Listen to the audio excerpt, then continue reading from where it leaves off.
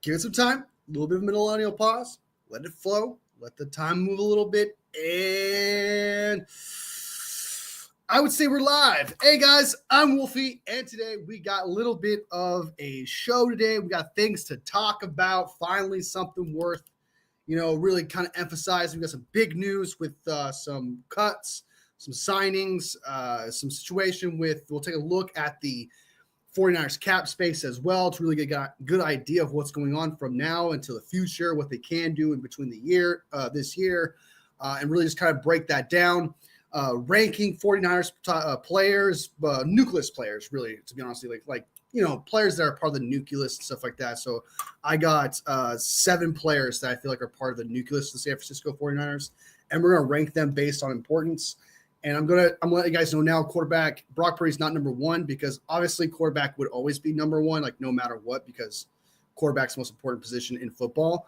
But what I'm going to do is I'm going to just kind of take away that factor and then just rank them in that aspect.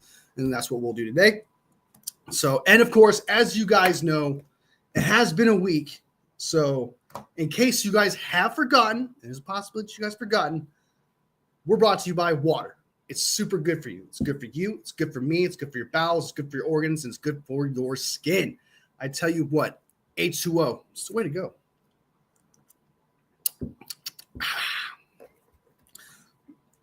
Oh my God. All right. It has been a week, y'all. Hope everyone is fantastic. It has been a week since I've done a show. There's really not much going on. So it was kind of like, let everything collect and we can kind of talk about it.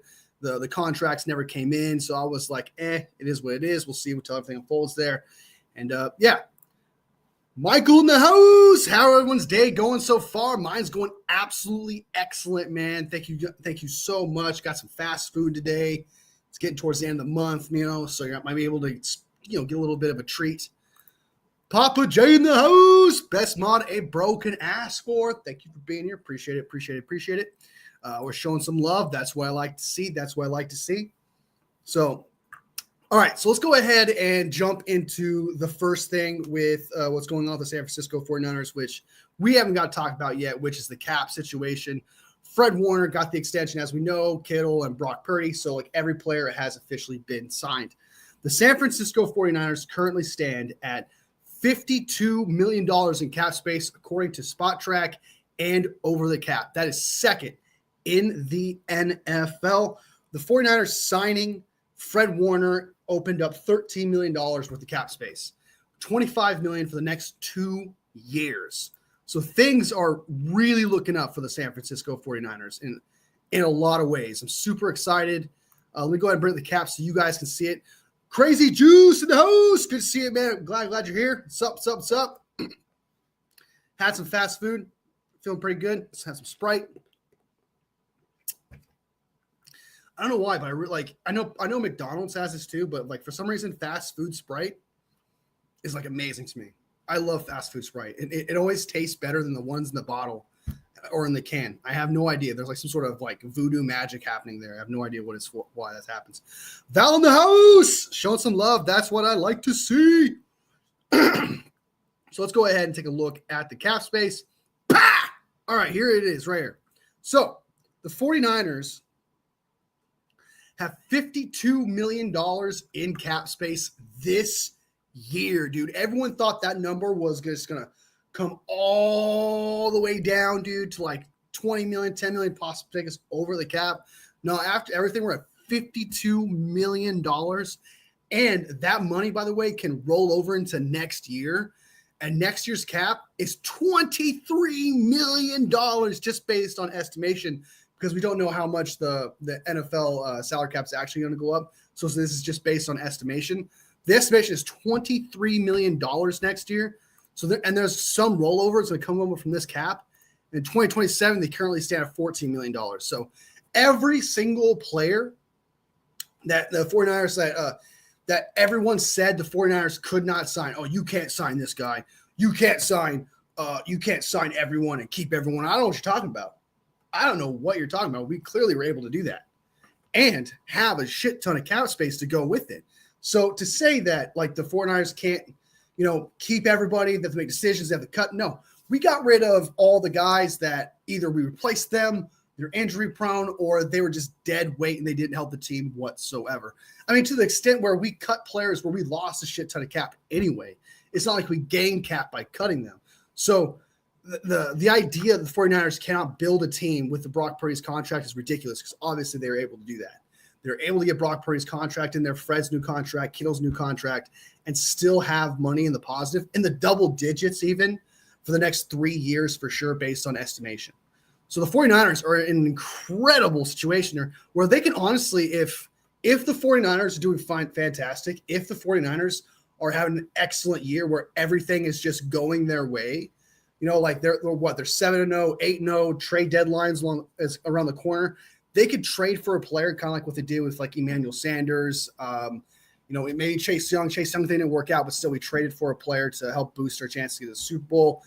Things of that nature. The 49ers will do it. They've shown in history that they have no problem going into the trade deadline and picking up a player if it helps them get that much better to try to get to the Super Bowl. So I'm very confident what they do. When you got $52 billion to work with, that's exactly what's going to happen. But if everything goes to shit and we're like losing season, I can see them not doing that and just having the rollover cap for next year for sure. But the 49ers are in an excellent cap situation. I mean, props to Parag, to John Lynch, Kyle Shanahan, making sure this cap situation is good, getting paid, everyone paid, and just really shutting the haters up because everyone wanted to talk shit and say the 49ers could not sign everybody, could not sign Kittle, Fred, even Ayuk at the time and all these other players. No, man, we made it happen. We made it work.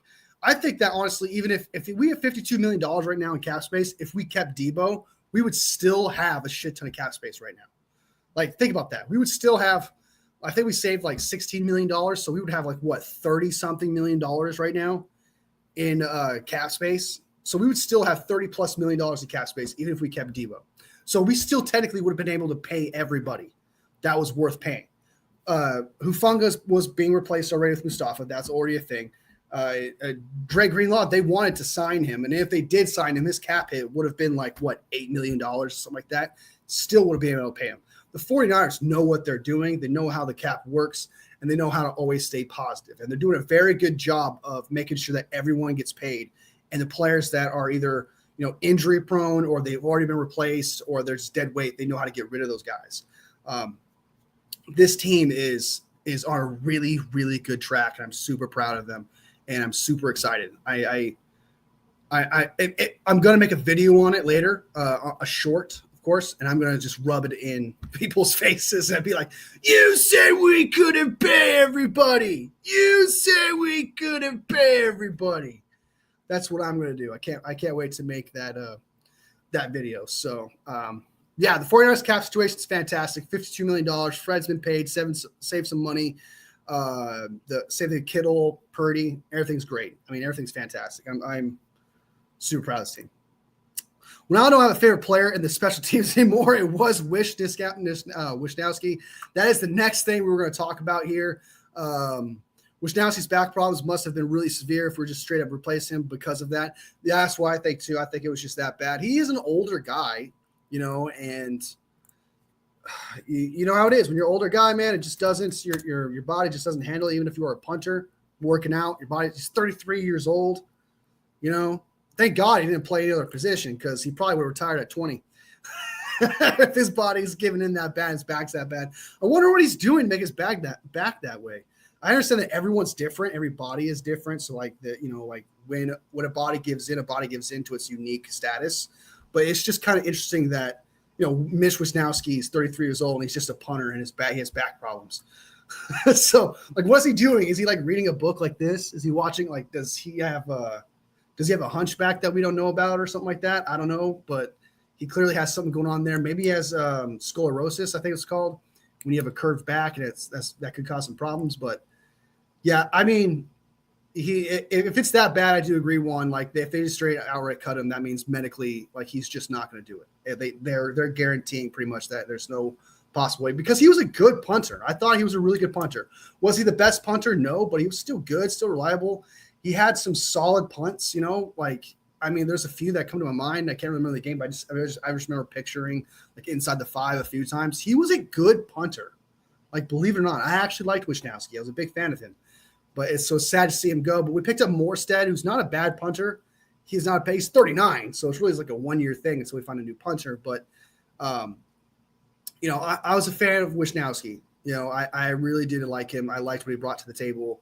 I do not think he was a problem on special teams and stuff, and it's just sad to see his career get cut short because of the back issues and stuff. But, yeah, I'm super proud of him. I'm glad he's a 49er. He's a good dude. But we replace him with Morstead, who I think is a solid replacement. I actually don't think that's a bad pickup as a punter. Grace punter, no. Top 5 punter, probably not. But still, we get the job done. Kicker, we brought in the kicker, as you guys know, Greg Joseph, to compete with Jake Moody. So that's a great sign. Jake Moody has never had a kicking competition before until now. So hopefully that brings him out of him. Brant Boyer, man, is doing magic. He's telling Kyle, hey, get me this guy. I needed this. Let's do this. Let's go out. Let's get rid of our long snapper. Go out, get Weeks. Get me this linebacker. Get me this tight end. Give me this player that can play special teams, and I'm going to give you a stud special teams. They completely overhauled the special teams in so many ways. I am rather excited for OTAs and training camp to see how the news from content creators and reporters, what they have to say about it. Because, I mean, it's night and day difference now between the players that were special teams and with our special teams now. And it kind of comes back to the player the 49ers just signed, which is Chaz Surratt, linebacker. He's a special teams ace. He was for the Jets. Brant Boyer loved him. A lot of people speak highly of him. They think he's a really great special teams player. Apparently, we got a top-notch guy in special teams, so that's awesome because I feel like we already got a few of those already. We got a few special teams guys prior to him, and now we add another one. And some people are saying, like, this guy's making the team. That's how good he is. Like, he's that good of a special team, where people are saying he is that good of a player on special teams. He is definitely making the team. That's what people are saying. So that's good to hear, man. I don't really know much about Chaz Surratt. I really don't know much about special teams players. But if you're getting praise like that around the league right now, then I would say that gets me pumped up. I'm super excited about the special teams. I have not been this excited about special teams. I don't think I've ever been this excited about special teams, man. I mean, like, I think the last time I was excited was like, okay, we drafted Jake Moody, so I want to see what he is.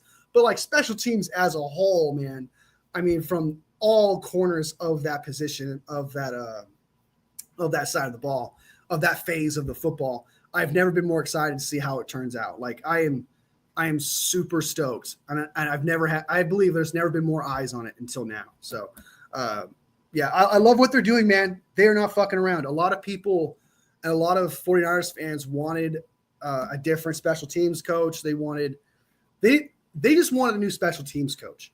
But the 49ers were like, we're going to do you one better. We're going to do you one better. We're going to completely overhaul it.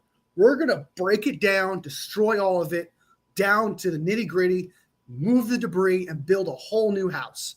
That's what we're doing. And I'm all for it, man. I mean, do it. It was bad, right? It was bad. And I think Brant Boyer is the catalyst of it all. I truly do. I think Brant Boyer is the one going out there being like, hey, this is what I need. This is what we got to do. This is what I mean, he seems to be the catalyst of it all. And I've never been more excited for this situation. For special teams.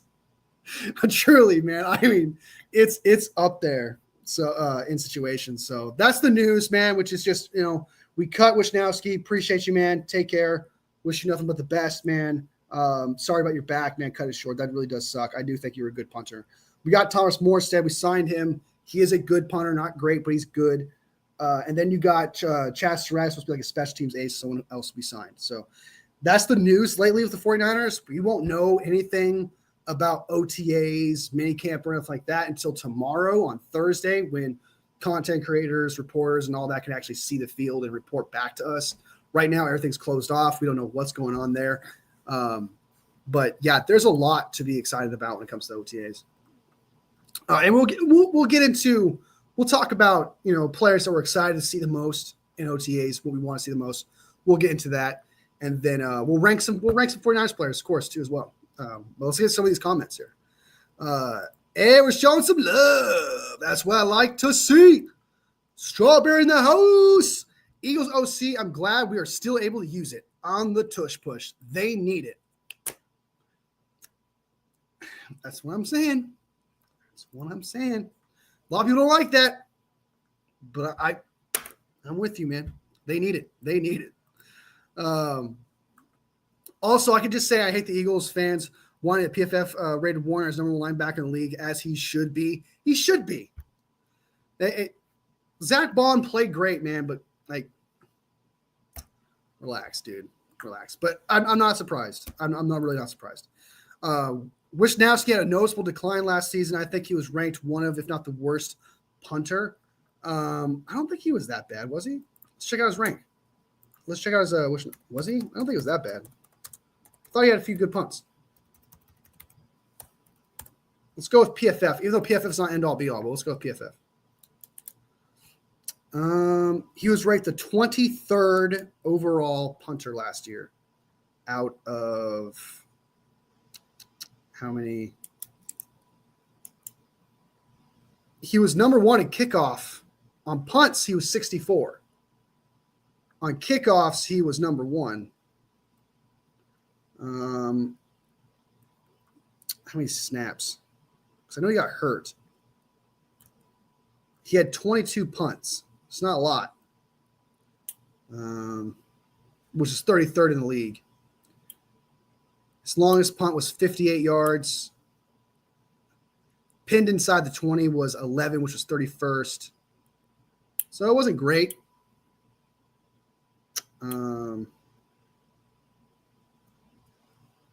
He was 16th in hang time.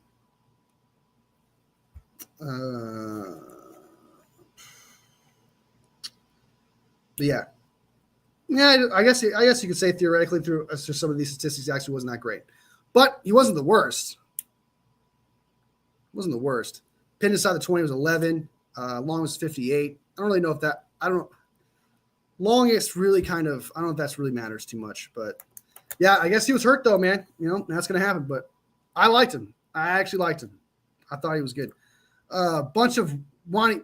Stop trying to negate a Hall of Famer with your 1 year wonder. Strawberry's taking it personal, man.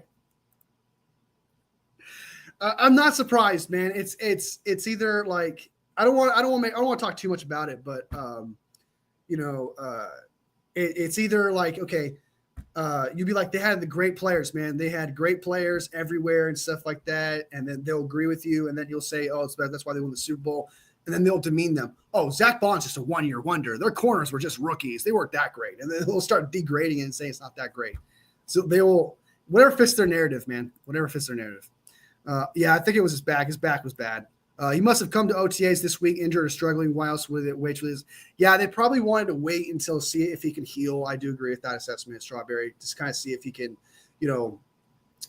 just let him rest, see if he can get through it, and that's just the case, man.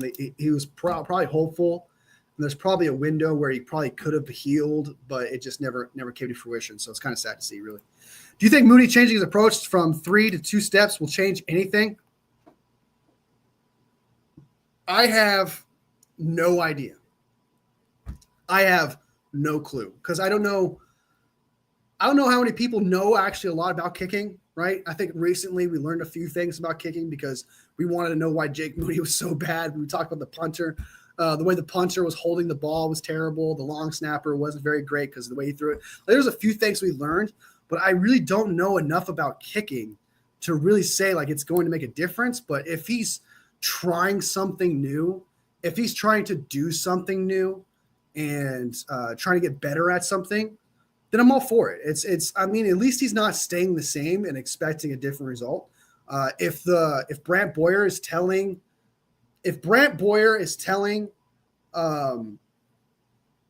Jake Moody, hey, you got to do this instead, try this differently, I'm going to take his word for it. He is one of the best special teams coach in the league, especially when it comes to resume, if not the best when it comes to resume. So honestly, it's one of those things where it's like Robert Saleh we trust, and Brant Boyer I trust. He's probably the one that's telling Jake Moody, hey, change your stance, change your something like that. And I do love the fact that they're doing something different and trying something different because the other thing just wasn't working. So I I'm all for it. And it's possible, man. It could make him better, but there's obviously when you do something different, it can make you worse. So it can either be good or really, really bad. But I'm definitely happy that Jake Moody is doing something different because he can't keep doing the same thing.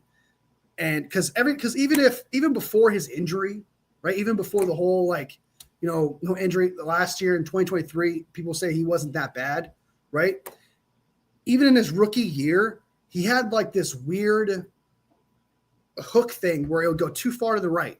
You know what I mean? Like it's almost as if like he was aiming for the pole every single time and not necessarily down the middle. It always felt like that. Either it was like really close next to the pole or right on the other side of it. So he was doing something that wasn't great for his kicking.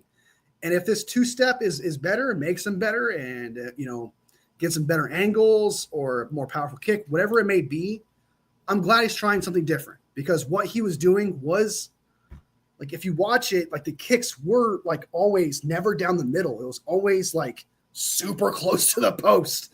And so if this helps him out, I'm all for it.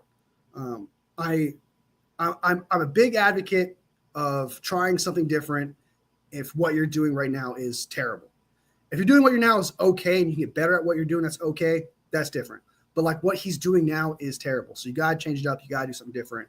And I'm a big advocate for that. You might as well do something different. It's kind of like what I said about Brian Schneider, for example. I was like, if you're going to do the same thing with, if Brian Schneider's the worst special teams coach, like you might as well do something different. You might as well fire him, hire the janitor, right? Do something different.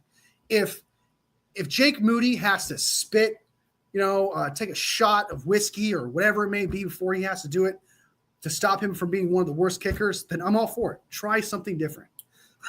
Like, what's your favorite meal? Make sure you eat that before you go out there. What's your favorite drink? Make sure you get a shot of that before you go out there.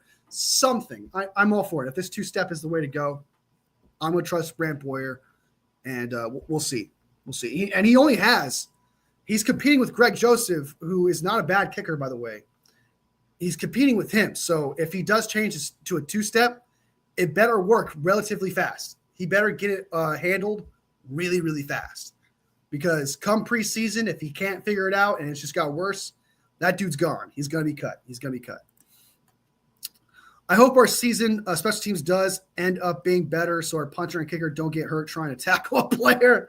That's another one, too. It's kind of like, why are our kickers constantly making plays, having to tackle players and stuff? Special teams was bad, dude. Special teams was so bad last year, dude. It was absolutely crazy, man. Yeah, the kickers and punters are not supposed to be doing that. Like maybe once or twice, right? But it felt like every week or every other week, the punter or kicker would have to save the special teams. So I heard it helps in accuracy. Oh my God, that's his biggest thing too. So it may take away power, right? So it may take away some of his power, but in turn he gets an accurate ball. Because I can see that if you got a three-step and then you kick it, you probably have more power. If you got a two-step, I can see that getting you less power. But if it gives you more accuracy, I'd much rather see that. Because the 49ers, like, if the two-step allows more accuracy, like you say, Papa J, then I much rather have that. I much rather have the guy who can barely make 50-yarders, right? And just have a guy who's completely accurate from 49 down. Because the 49ers have no problem getting 49 down. Like, their issue isn't, like 49 down, like getting to that situation. So they need a long field goal every time. Their issue is getting all the way down there and then the kicker missing the field goal on a 39-yarder or 42-yarder or whatever. So if he loses some power where he can't, make a 58-yarder, he can't make a 55-yarder as well, that's fine. Just get better accuracy. Because I tell you what, if there's a game-winning drive and Brock takes you all the way down to the 28-yard line, I want you to make that field goal. I want you to make that 45-yarder, that 42-yarder, that 49-yard field goal. I would much rather see that. I truly, honestly would. So sacrifice, because accuracy is way more important than power. Power is great. Like, it's beneficial. It's awesome. But, like, my God, I would much rather this dude be accurate than just have power. So, like, it's cool that you have the record for the longest kick in Super Bowl history. But, I mean, if you can't be consistent.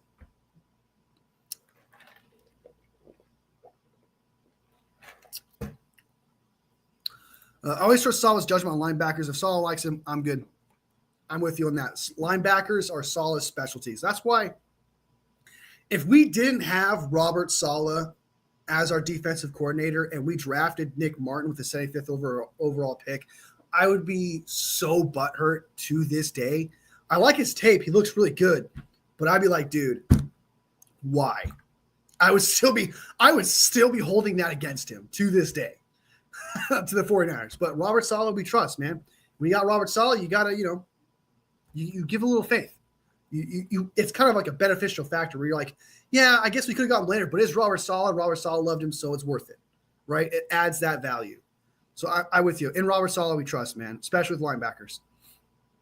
Want to step up the way his foot plants can affect the accuracy for sure. As a soccer player, the run up and plant is just as important as the kick.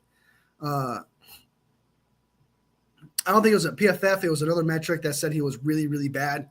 I mean, he's gone now, but I mean, the year before he was good. I'm pretty sure. Like, I always thought I never looked at Wisnowski and thought to myself he was bad. It never crossed my mind. Like, it never on million years where I thought to myself that was a bad punt, or oh my God, that was a costly punt. I think it's happened like once or twice. I think, but. Yeah, if it helps with his accuracy, man, but he loses less power, I'm fine with it. I'd much rather see the accuracy go up. So, Jake Moody needs to be released. Stop giving him so many chances. I disagree. I don't think you should just cut him outright. I think that you should honestly keep him around. I like the fact they're keeping him around because you don't just cut a guy. You got to see what he could do. You got to see what he can bring. He could be better this year, especially with the new special teams coach. I think it's a very emotional decision for fans that want to just cut him outright because, like, who's going to replace him, right? If Greg Joseph does better than Jake Moody, he does better than Jake Moody. And I know some people say, well, Jake Moody's a practice god. Jake Moody has never had kicking competition until this year. This is the first time Jake Moody has ever had pressure for his job. Right. And to me, if your job's on the line, that's equivalent pressure to you having to make a game-winning field goal because your job's on the line and you no longer make kick field goals. So this is the first time he has a kicking competition. I do think it's as if someone want like, oh, just cut Brock Purdy. Just cut Brock Purdy because Brock Purdy's not the best quarterback in the league. So just cut him. Well, who's going to replace him? It's just one of those things where you just don't do that. You have to have an answer first before you do that. And keep in mind, the 49ers did their due diligence for kickers. They went and visited multiple kickers in college. They visited multiple free agents for kickers. They did their due diligence for that guy, and they landed on Greg Joseph. So I trust this team to get it done, especially Brant Boyer. I really do. Wolfie going live for Kyle's presser tomorrow? Probably not. Maybe. I don't know. Maybe.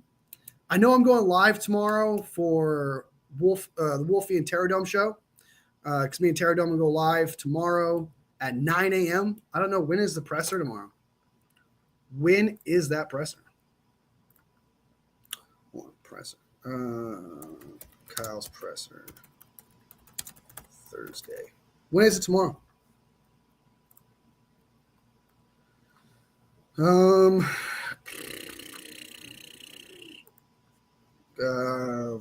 49ers meets with press Thursday. I don't see a time.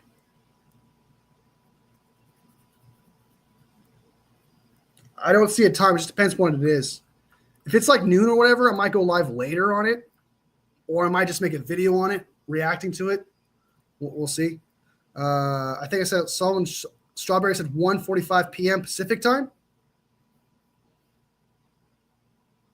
I could go live. Could probably go live for that. I can probably go live for that. Keeping the faith in the house. Good to see you, man. Welcome. Appreciate you as always, man. Thank you for showing up big time. At least he's trying to get better, I guess. That's what it's all about, man. Is if you're trying something different, trying to get better, man. That's what I care about the most, to be honest with you, dude. If you're it's sometimes like it kind of reminds me of when not Blake Bortles. What's his name? Oh, I can't think of his name. There was a guy, I can't remember, he was a quarterback, and what was his name, dude? I can't think of his name right now, but I remember at a press conference where he's like, he kept talking about like he wasn't very good, and he kept saying, "Oh, I'm just gonna keep doing the same thing because I'm not gonna change my routine. I'm not gonna do anything different because that's what got me in this league in the first place." Well, it's not keeping you in the league, my man. It's not keeping you at the starting position. Time to do something different. So, I mean, oh my God. You got to do something different, man, especially if your job is on the line. So, 49ers throwback in the house, man. What a banger, dude. This guy is an OG 49ers fan. Appreciate you showing up, man. Appreciate you representing. Awesome. Salvador in the house. Bang, bang, not a gang, baby. Bang, bang. Bang, bang. I actually do like saying bang, bang. I don't know why. It just kind of like just pops off the lips. Bang, bang. What's up, man? Hope you're doing good. Rudy, okay. How everyone doing so far? Everything's going great, man. I'm having a pretty good day. Got to treat myself some fast food today. Getting paid later on Friday, so thought I'd treat myself. And I was like, I was good this year. This is not year, but this month. So I was like, I'll treat myself. So day's going pretty good. I feel like especially is finding new ways to F up every week. It definitely was, dude. I'm so sick and tired of just seeing cones fall over. That's what it felt like. Like you just see like a dude running and then just people just fall over like cones. It was terrible. No one could tackle. Great show. Everyone's having a great Wednesday. It's a great hump day, man. So much humping. So much humping going around right now, dude. So much humping. Showing some love. That's what I like to see. Jake in the house. Good to see you, man. Good to see you. Sorry about Shamar Stewart, man. Bummer. Absolute bummer. Have you signed Demetrius Knight, too, as well? Is he still holding out? Too?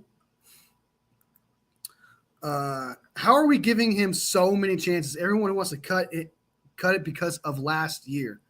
How are we giving him so many chances? Everyone who wants him cut, it's because of last year. I feel like you're defending him, but you're also insulting. I'm confused. Let's see who starts at both safety spots. Hopefully not Panak. We'll see, man. I know Sigel's hurt, but he might be back for training camp. So I know Sigel's hurt. He might be back for OTAs. I really don't know his injury status, but yeah, I mean, we'll see, dude. I trust Robert Saleh. Wherever Robert Saleh puts back there, man, he obviously won the job, right? And we'll go. We'll see. Jair Brown's going to be that strong safety, though. It's who's going to be that free safety is the question. Who's going to be that free safety, 145? I might go live. Tomorrow at 145. I'll think about it. He's heading into his third year, and if he doesn't improve this upcoming season, then you move on. I think you're talking about Jake Moody. Yeah, if he's not good this year, definitely. Like if he's bad, then you definitely come. Especially if he cannot win the kicking job against Greg Joseph, he's probably going to be gone at final cuts. That's if we'll see. I know Brant Boyer likes him. Brant Boyer went out and said that like all 32 special teams coach that went out to go see Jake Moody absolutely loved him and thought he was the best kicker in that draft. And he was highly coveted, apparently. And so I guess what Brant Boyer is trying to say is like, it's not – I guess he's trying to cover up or help out the 49ers, being like, hey, it's not the biggest mistake in the world because, like, he technically fooled everybody. But let's just go ahead and see if I can fix him. And I'm going to trust Brant Boyer to get the job done. Brant Boyer has the resume, man. He has the pedigree the respect of players, coaches, all around the league of his decisions. And so why, as me as a fan, should I go against what he thinks would be best if he's that good, right? Same thing with Robert Saleh, man. If he makes a decision on something, I'm going to trust him. All right, he's done great things for us. Brant Boyer's done great things throughout his career. In Brant Boyer, we trust, man. I'm going to trust that he knows what he's doing with Jake Moody. I'm interested to see if Brown has a bounce back year. He looked good with an okay DC. We'd like to see if Roberts. That's what I'm saying. Like he had a really good year with Steve Wilkes, right? He had a really good year. And it was just not until Nick Sorensen, who does not know how to use pieces at all, everything just kind of fell apart. I know Juan absolutely does not want to give Jair Brown a chance. I don't know why. I really, sorry, Juan, all love, man, but I do not understand the hate for Jair Brown, dude. I feel like it's like unwarranted, dude. So much hate towards that guy because it's like his sophomore year, sophomore slump. He was with Nick Sorensen, played really good with Steve Wilkes, dude. I do think it's funny. I think it's funny because it's just like Brown is like the end of the world safety. Like I find that hate for you have for that guy absolutely hilarious.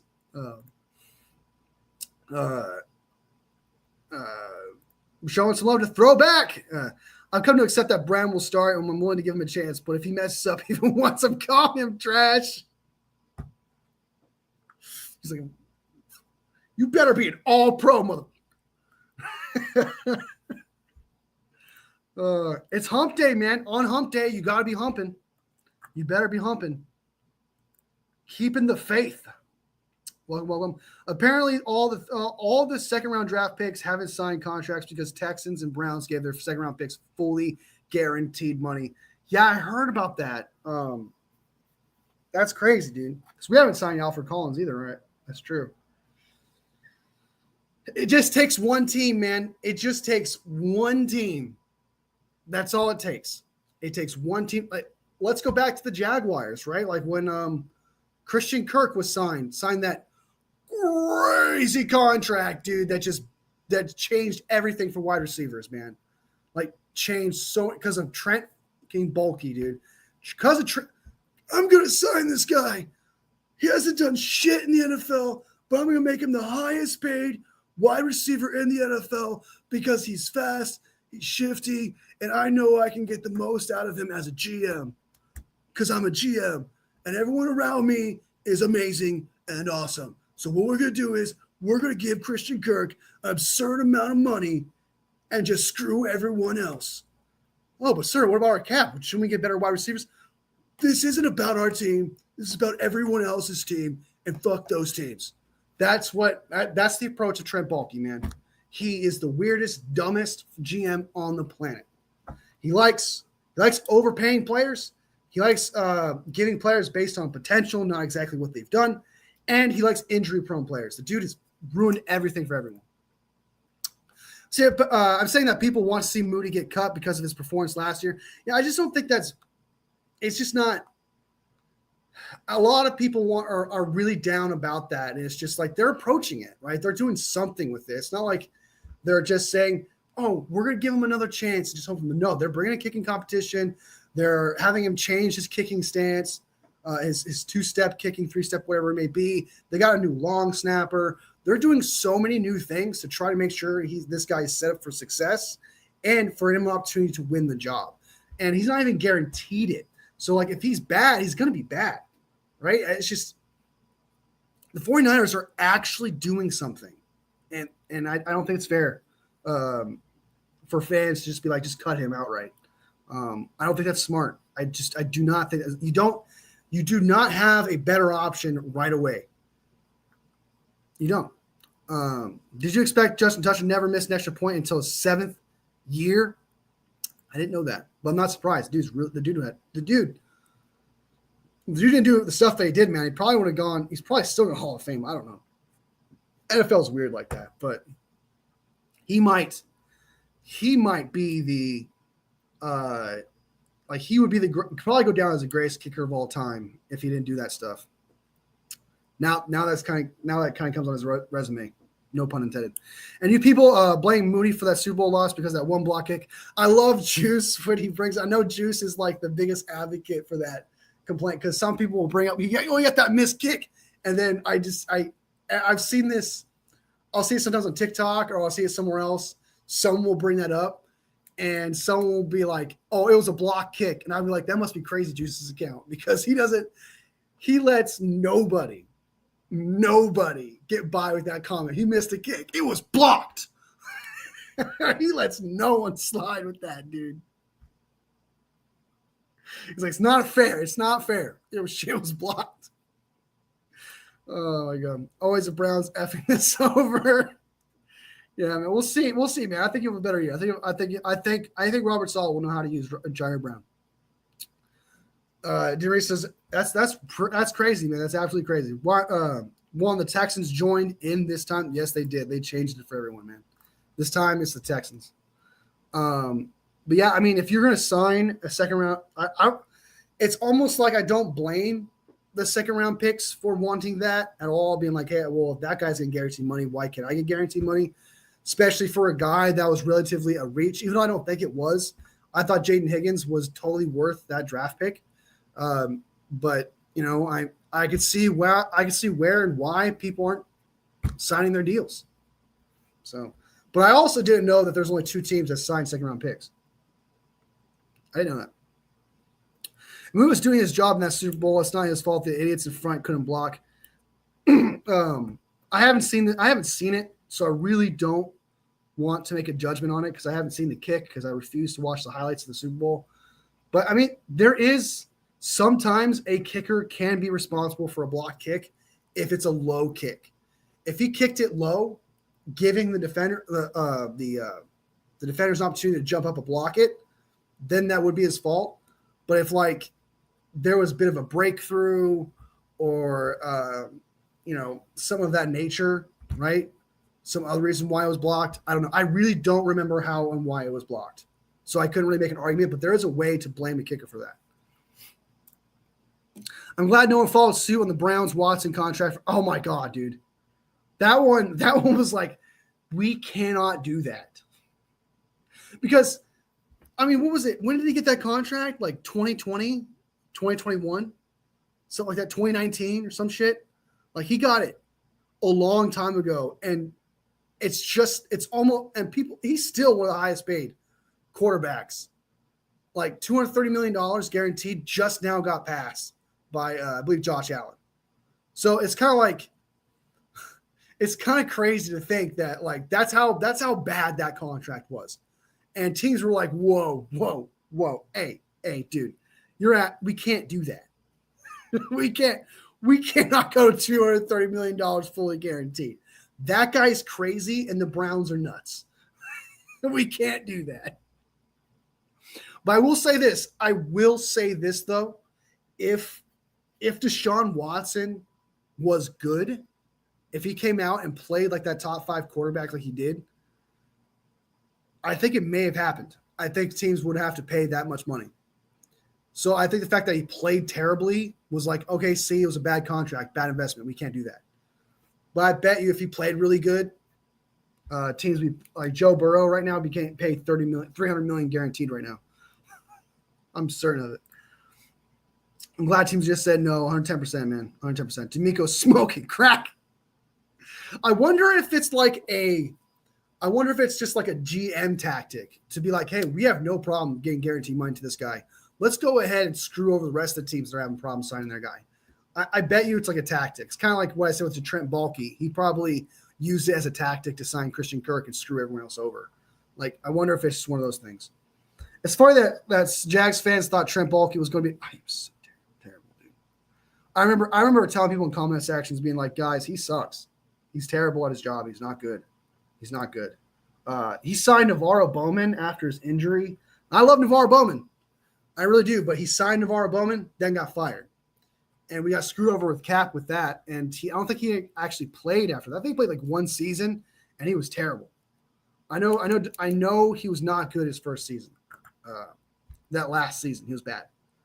Yeah, he's a terrible GM.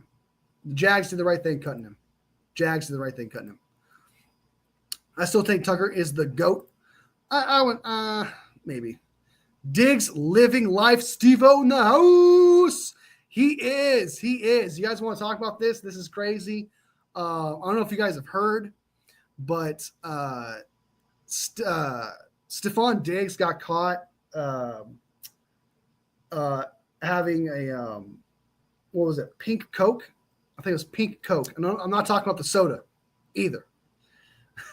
And on a boat, he's on a boat, smoking, snorting some Coke with a bunch of girls on a boat, partying and stuff like that, and that's crazy. That guy's dumb. And I'm not surprised because he would be a guy to just not give a shit and just completely fumble it like that. That's crazy. I wonder what's going to happen. I wonder if the league's going to look into it. They're probably not going to do anything, to be honest with you, because I'm not saying he should do it and shouldn't get punished, but they're going to find some way to find some sort of loophole. They're probably giving him a piss test. He's going to somehow pass, and whatever he does on his off time is his time, even if it's illegal. They're not going to get involved unless police get involved. Then they have to get involved and be like, okay, well, we have to suspend him and things of that nature. But my prediction is like nothing's going to come of it. They're going to sweep it under the rug, and it's his off time as long as he passes the piss test. Blah blah blah. There's no criminal investigation. He's just gonna get through it. So, yeah. If all second round picks got guaranteed money this year, then all third round picks will want it next year. And it will never, every single draft pick is going to be guaranteed money. At that point, it's like, okay, well, I don't want draft picks anymore. So we come to a point where like, okay, I don't want a second round pick anymore. I don't want a second and a third, okay? Because I don't want to do that. I might as well just go out and sign a depth piece that could play like a second or third round pick. I feel like if it came that way, a lot of people would not want their draft picks as much anymore, because like one of the benefits of a draft pick is that you relatively get a good contract for a potentially good player. It's a good lotto ticket, but now it's like just guaranteed money, and it's not really a lotto ticket. Well, it's still a lotto ticket, but you're paying a lot more for that lotto ticket, especially against the cap as well. So if they did that and every draft pick becomes guaranteed, a lot of teams are not going to want comp picks. A lot of teams are going to be like, well, I don't want to pay if I got 2 third-round comp picks, but I got to pay, what, $15 million, $10 million guaranteed to this player. I don't know. I don't know what we're doing here. So that'd be crazy. That would be crazy. Well, if I'm wrong, then I'm wrong, though I do blame the whole special teams. You should. I mean, the special team's terrible. Like, you should. You should. I just don't know how I just haven't seen the kick it. I just haven't seen the kick itself, so I have no idea. Every other team has been like, sorry, we don't want to be the Browns. Okay. It's so funny because, like, I bet you that's exactly how it went down. That's exactly how it went down. It was like, all right, look. It's the Browns. Okay. We're not doing that. That's all they have to say. It's all to say. I mean, technically, they kind of had to do it with Myles Garrett because Myles Garrett is a proven commodity. He is one of, if not the best pass rusher. So him getting new money and changing the game and stuff like that makes sense, right? Deshaun Watson did not. Strawberry, didn't Andrew Berry make the decision? What did D'Amico Ryans do? He paid Jaden Higgins guaranteed money, which screwed it. I guess it was the GM, not really D'Amico Ryans, but we're giving him crap because we're more familiar with him. Michael, good evening, everyone. Hope everyone's having a great hump day. Nikita with mom out for dinner, having some pizza. Signing Kirk. Yeah, they signed Christian Kirk. Was it Barry? I don't remember. The owner had to sign off on that, though, because that's a lot of money. Yeah. I mean, I can only imagine if you're going to give someone a big contract of any kind of sort, the owner, you got to go through the owner, even if they're working with the cap space. Whatever money they have is through escrow anyway. But I'm sure even if I was the owner, even though the money I put into escrow is the money they can use, I personally, if they're big contracts, I would want to know as an owner because those are big investments, right? It's not like a depth piece player where it's like, hey, I trust you with that. I trust you with this second guy here, this where. But if I'm resetting the market on something, or if I'm, giving a big fat contract out to somebody, paying them top 5, top 10 money, I personally would want to know as an owner. So I'm certain the owner had to be like, okay, we're giving this guy $230 million guaranteed. You're paying this guy no matter what, if he's good or bad. So, stuff on was with Cardi B. I heard that too. I heard it was Cardi B or something like that. Yeah, I heard it was Cardi B was on there, but that was Coke. It was flour. It was pink flour. All right, it was those pink sea salt flour.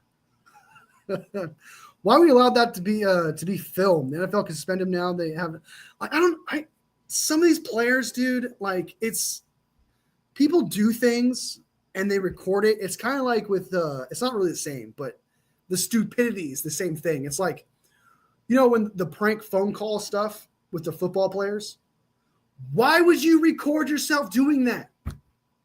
Why would you make a video of you prank calling players? It's the same thing. Like, why are you putting videos of you partying and whipping out hard drugs that can get you in trouble? It's the same thing. It's like kids these days, dude, and people who are just reckless, man, don't stop and think, like, should this be filmed?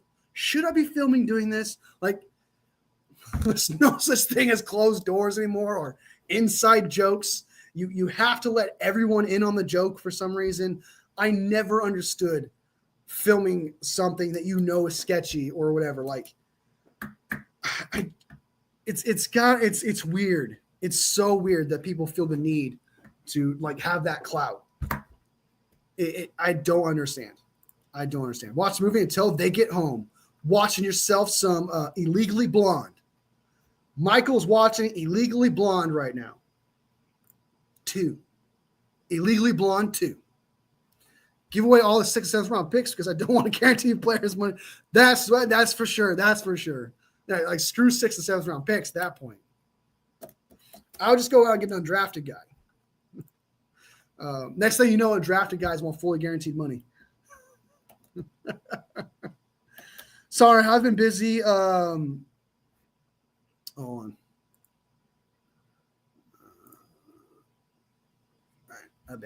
All right, sorry, I've been busy in and out. Have you given thoughts on Amari Cooper? What's going on with Amari Cooper? Hold on. What's going on with Amari Cooper? Has he been signed? Or are you just wondering about signing him? If you're asking about signing him, I don't see anything. But if you're asking about signing him, I don't want him. I mean, if we get him, I'll be open-minded about it. I mean, like, there's potential there. There's, there's some good stuff there, but I would much rather have Gabe Davis. I would much rather have, who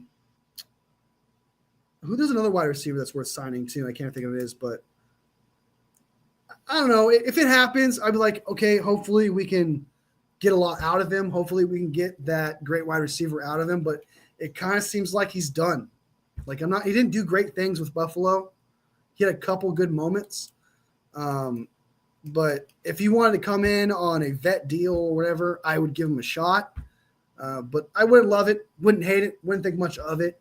I wouldn't be excited. I'd probably still make a video on it and then maybe overreact and be like, we got Amari Cooper. Yeah, he's going to be great with us, blah, blah, blah. Like, I'll probably react like that, because, he's on the 49ers. But as of right now, I'm very there's really no wide receiver I love. The only wide receiver I'd be really excited about is Gabe Davis, because I still think Gabe Davis is good. I think Gabe Davis has some potential there. But I think he signed with somebody, and I could be wrong. But I know he could be hurt and won't be ready for week 1. But I think he's like the only wide receiver that's available that I actually would be open-mindedly excited about. You know what I mean? But Amari Cooper, there's really nothing left, really. Do you see us needing another vet at wide receiver? Sort of. And that's another reason why Amari Cooper would be a good signing, just because he is a vet, he knows what he's doing, knows his routes and things of that nature. He is a good locker room guy. But the reason why I do think is to an extent we need a vet wide receiver right now. And it's not because, we don't have the potential talent or we don't have the potential ability there. I think we need a vet wide receiver because it's a leadership thing. Right now, you have Demarcus Robinson, who should have been that leadership guy, but DUI, he's going to miss 3 games. So he's not going to be there to start the season, right? Ayuk most likely will not be back until midseason. I've heard that he wants to be back week 1. We'll see how that goes. But it's not the end of the world if we don't get one, if that makes sense. Like, I do think you should look at the idea of potentially nabbing one as a leadership role. But, like, when it comes to cuts and stuff like that, you'd get rid of him week 1, right? Like, Amari Cooper probably won't make the roster or something of that nature. You want another guy with a vet, something like that. Because that's probably the only reason why. But then again, Demarcus Robinson can still partake in, I believe, preseason and training camp. So you still have a vet guy like that. Because the only vet right now that we have on the squad is Juwan Jennings. That will be ready week 1. We have one guy, one vet that'll be there week 1 at wide receiver. So to an extent, but I also don't think it's the end all be all. I think I think for the most part we'll be fine. But if the 49ers went out and got a vet wide receiver, I know exactly why they did it, right? But I don't expect that vet wide receiver to probably make the roster or get past week 3 when Demarcus Robinson comes back. That's how I look at it.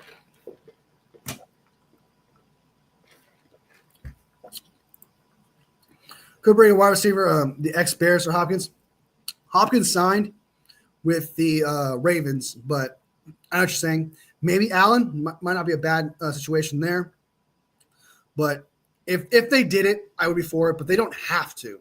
They really do not have to. They got Pearsall. They got Cowing. They got Demarcus Robinson, who'll be back in 3 weeks.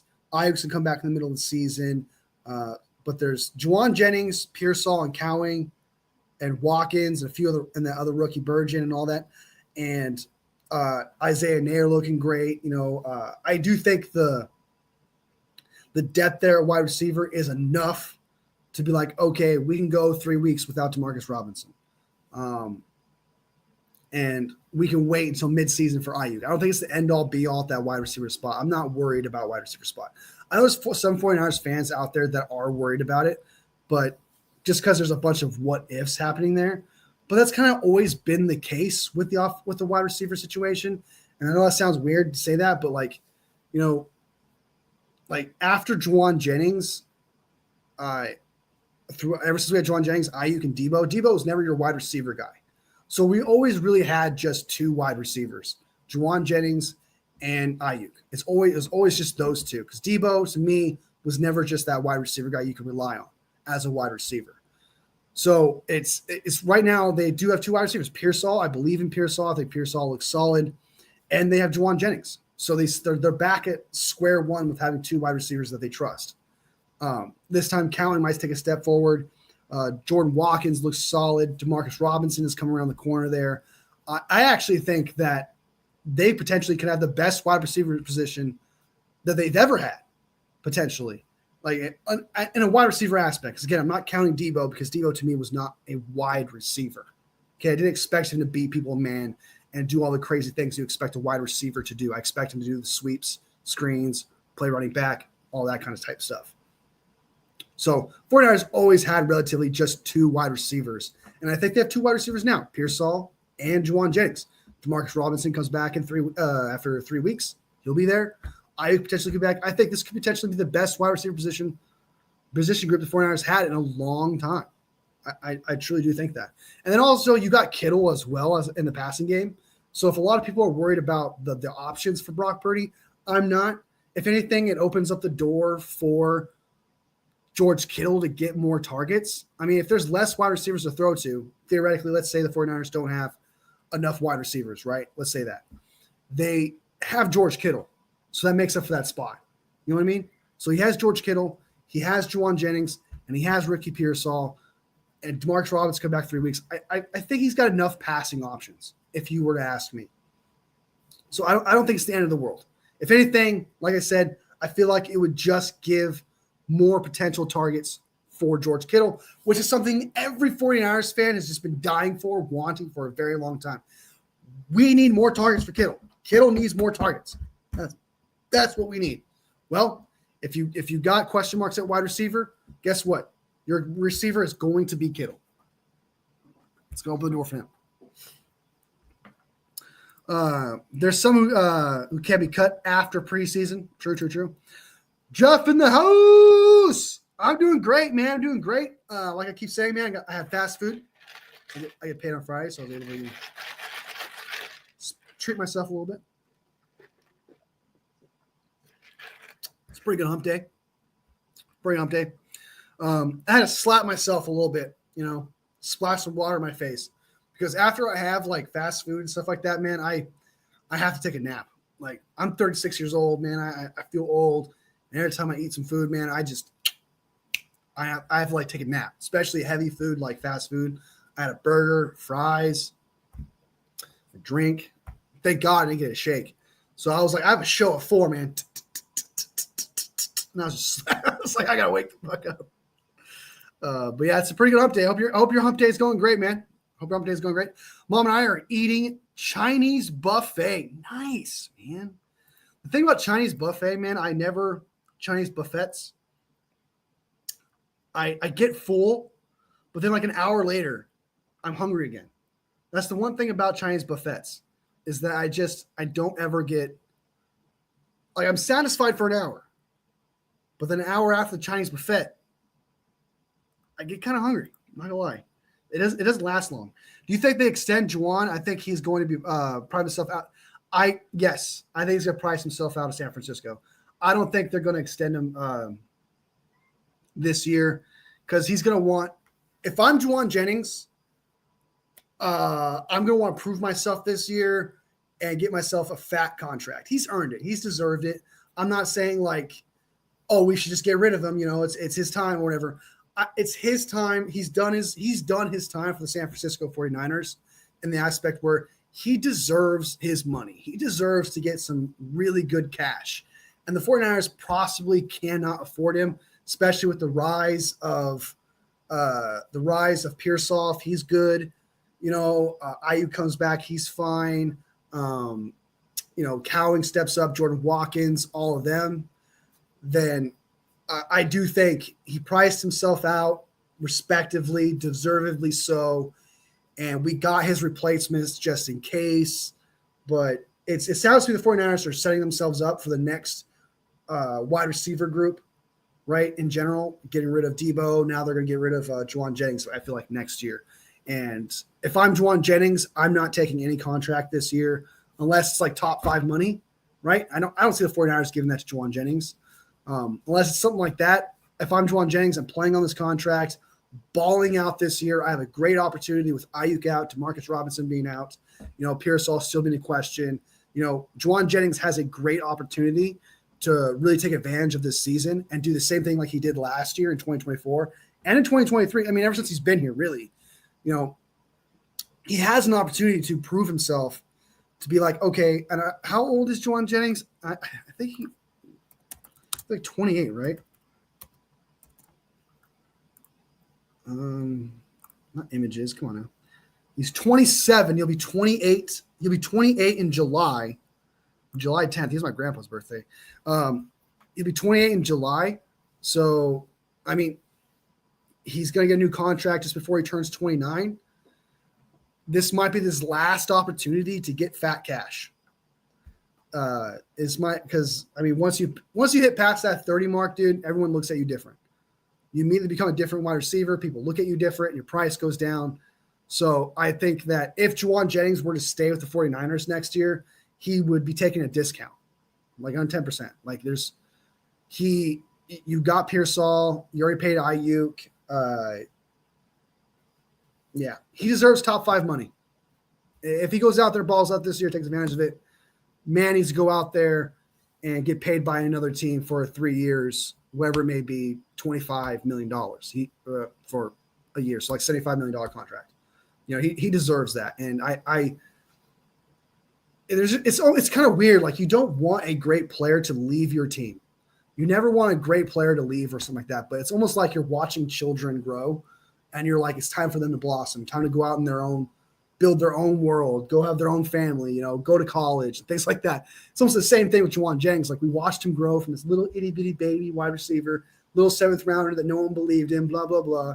And then he just did great things for us ever since then and got better and better and better every single year.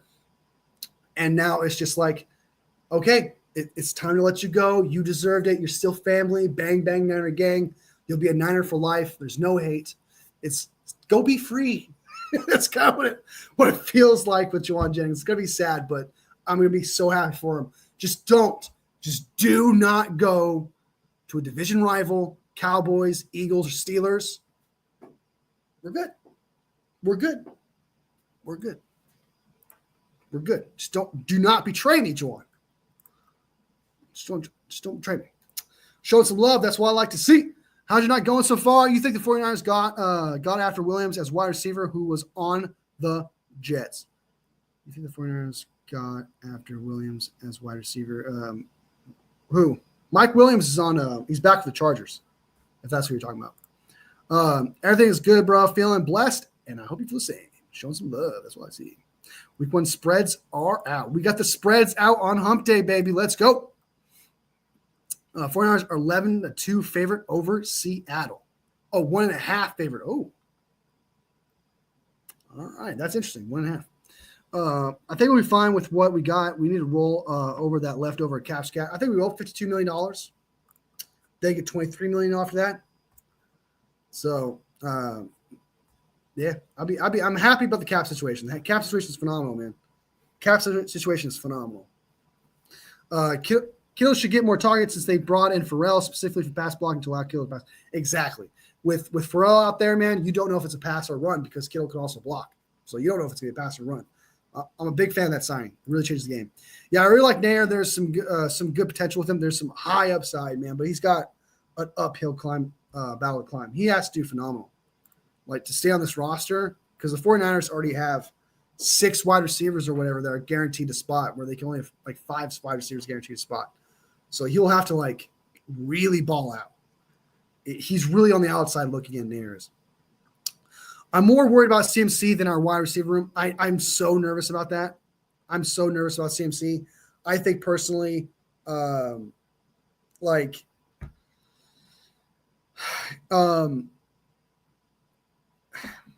his injury is bad. His injury was bad. His recovery, everyone says he's full go. He's ready to go. But he could still not be the same. We don't know. We'll know in OTAs how he looks. He looks fast. He looks the same. That is great.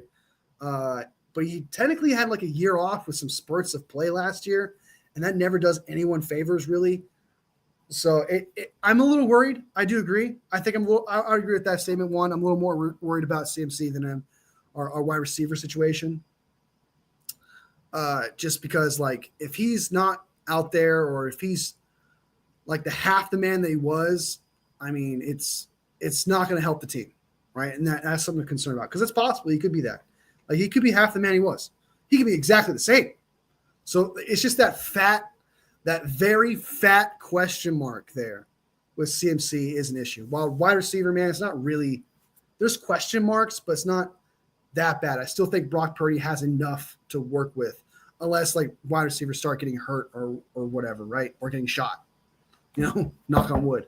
But, like, that CMC question mark is fat. I'll give you that one. It's pretty fat. Yeah, I agree. He deserves it, man. He deserves it. Juwan Jennings deserves cash for top 5. Yeah, man. Why not? 3-year deal, $25 million to $30 million a year. So you'd be making like what? $75 to $90 million a year for 3 years. He deserves it, man. He deserves it.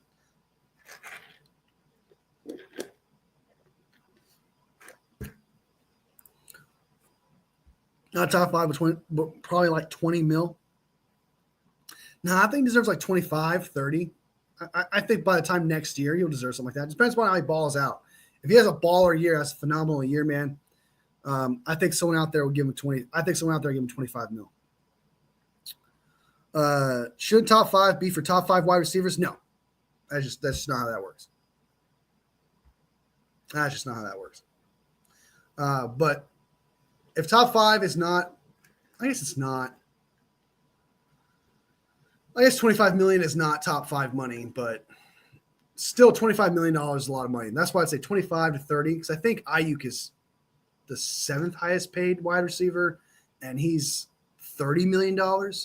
So I guess top 10 money, I do think he can get top 10 money. So I'll take that back. So I do see him getting somewhere like between $25 and $30 million a year for at least 2-3 year contract. I could see that. He's good, man. He's good. He's good, dude. He's a good wide receiver.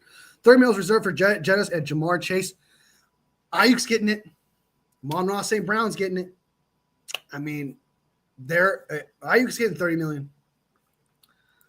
I don't think so. He'll prove it. I think he's good. I don't even know 25 is top 5. It's not. I think it's got to be like around the 10s. It's going to be around 10s. I say 20. I think a contract, if he played as good as he did in 24 and 23, if he played as good as he did with in those 2 years, this year, I think he'll get somewhere between $25 and $30 million. So take away the top 5 part, but I do think he's going to get fat cash like that. And I do think 25 to 30 million, between 25 and 30 is out of the range for the 49ers. I want to give him more than Waddle or whoa.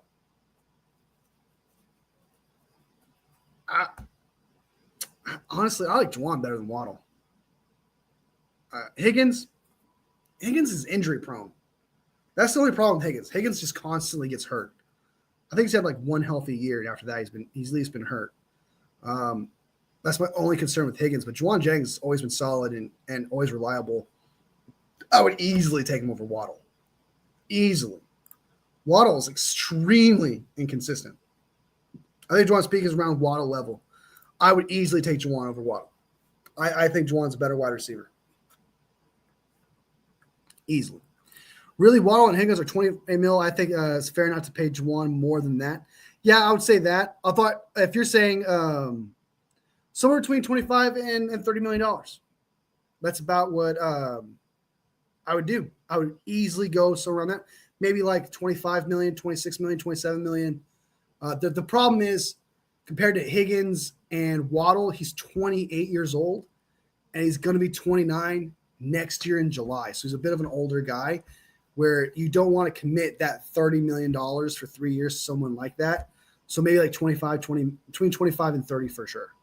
Right. But if you're talking about, I thought you were talking about like, who would you rather have? But if you're talking about how much he gets paid, as long as it's somewhere between 25 and 30 million, if he plays as good as he did the past 2 years, I would say he deserves that. The dude played phenomenal. The dude played like a number 1 wide receiver.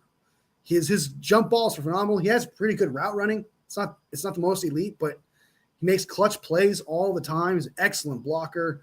The problem is he just doesn't have speed. He doesn't have separation. That's the only issue with Juwan. I love you some third and Juwan, but he's not worth 25, 30 money. You're crazy. If he plays as good as he does in the 2023 and 2024 season, he's going to get that contract. I bet you. We'll stamp it. Stamp it right now.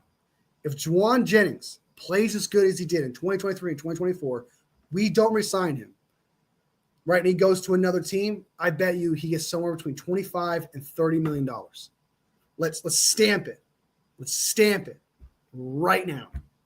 What do you think he's worth? If Juwan balls out, and this is my question for you guys, Juwan, Jeremy, everyone else. What do you if Juwan has an excellent year, just like he did in 2023 and 2024, how much do you think he's worth every single for the next 3 years? What do you think his contract would be a year on average? I'm confident. It'll be between 25 and 30. It'll be between there. I'm super confident, especially next year for sure. Like next year when the cap goes up for wide receivers, it's already at 40 million right now. It's already at 40 million. So one is good. He's really reliable. He's not that fast, and he's not that X wide receiver type. Man, the disrespect. 8 to 10? Nah, dude. Absolutely. Now that's hater juice, Steve. That's hater juice, man. 8 to 10 is way too much, bro. I would not do that. I would not do that. I would not do that. I would not do that. 8 to 10 is that's harsh. That's absolutely harsh. On this team, 20 to 32. On another team, 32 to 35. Do you think he's just the outskirts of a number one? I think he's a number one receiver. Some people have him ranked as the 15th overall wide receiver in the league. I've seen some people put him in top 20 wide receivers in the NFL. I've seen people do that. People think that Juwan Jennings is a top 20 wide receiver in the NFL, to 15 even. I've seen that. And you think that if people are getting paid right now $40 million, that's the tip. That's the tip right now, is $40 million. If the tip right now is $40 million, right? Next year it's going to be higher than that. Another wide receiver is going to want more money. You don't think $25 million to whatever would be $42 million, $17 million off is not crazy for a top 20 wide receiver? I disagree. I think he's a top 20 wide receiver. He's got that talent. He's that good. So we're paying wide receivers 20 to 30 with not a single 1,000-yard season. Well, it's not entirely his fault, right? Always kind of been that third guy, that third wheel. But, and he almost had that. He almost had a 1,000-yard season if it wasn't for him getting suspended because, what was it? He got in a fight with somebody. Was he suspended? Something happened where he had to miss a game or something like that, and he couldn't break the 1,000-yard season, or he would have done it last year. So, but his talent's up there, man. It's that talent. 14 max. Man, you guys are just, man. Dude, I tell you what right now. If Juwan Jennings just wants $14 million, we better sign him. If he's like just $10 to $14 million next year, we better sign him to a 2-year, $30 million deal.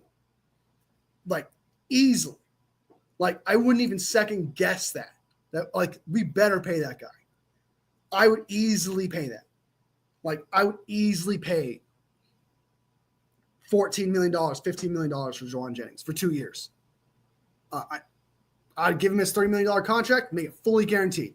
I'll make $30 million contract, $30 million guaranteed, fully guaranteed, $50 million a year. Here you go, man. I would do it. That easy. I would say 10 to 8. Man, I think 18 is not bad. You don't even think he hits that 20? Man, the disrespect. The Juwan Jennings disrespect is crazy right now. The Juwan Jennings' disrespect is crazy right now. It's not hate to say that. Juwan ain't expert. He's a top 3, 5 wide receiver 2, but that's the highest I'd go. But top 3, like number 2 wide receivers are getting paid like $15 to $20 million or something like that. And I think he's a number 1. I think he would be a number 1 on another team. I think he's good. I think he's that good. He's clutch. He's got a good catch radius. He can do 50-50 balls. He gets not the greatest separation because he doesn't have that speed. He's got good route running. It's really just the speed is the issue, but he does everything great. You guys are breaking my heart. You're breaking my heart. I can't go down a path that you are going, Anakin. You're breaking my heart.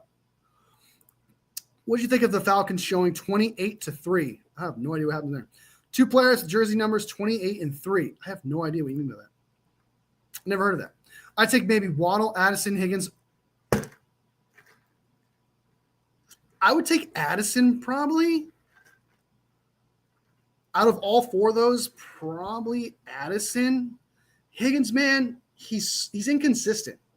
Higgins is inconsistent, always gets hurt, but his peak is phenomenal. He has phenomenal peak. Waddle, injury prone like crazy, and he's also inconsistent. Juwan Jennings and Addison are the only 2 wide receivers here that are consistent. They're on the field all the time. If you took Addison over Juwan Jennings, I wouldn't hate it. But Waddle, I'm taking Juwan Jennings over Waddle and Higgins. $50 million is an absolute steal.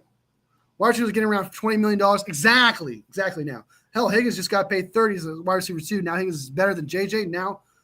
Better than JJ, but not $20 million better than JJ. Spitting hot fire. $30 million per year, fully guaranteed. Oh, hell no. Well, if Higgins got paid 28.5, I'll give him a set more than that. No. If someone is telling me that he's worth 15, 14, if you're telling me I can get Juwan Jennings for $15 million a year, 14, 15, if you're telling me I can get him for that for a year, I'm giving him a 2-year fully guaranteed contract for $28 to $30 million, whatever it may be, for whatever the 2 years turns to be. I'm giving him that contract. Like, not even if he told me I just want $15 million, I'd be like, okay, here's 2 years, $15 million every year guaranteed, because he's reliable. You know, he's gotten money before. It's never stopped him from playing as good. I mean, that's a steal. That would be a steal. I think JJ's a number one wide receiver. JJ's better receiver than Debo, who can't beat man coverage or catch catches. JJ might not beat man coverage, but he at least can catch and contest pass. I agree with that. He's a better receiver than Debo was. I do agree with that. I think no offense to Debo, but I think a lot of receivers were better than Debo in the receiver aspect of things, not like the yak, jet sweeps, and running back stuff, screens, and all that. Obviously, Debo was peak that, but Juwan Jennings as a wide receiver, I feel like was always better than Debo. But yeah, I think that I think the disrespect on Juwan Jennings here is crazy right now. I think this is crazy right now. You guys are killing me. I love you guys, but Jesus. It's Juwan Jennings. It's 3rd and 1. It's 3rd and 1, guys. So you're driving JJ in fantasy. Hey, fantasy football is not the same as regular football, okay? You see Jaden Daniels getting drafted ahead. Bo Nix getting drafted ahead of Patrick Mahomes in fantasy football. Okay, it's a different sport.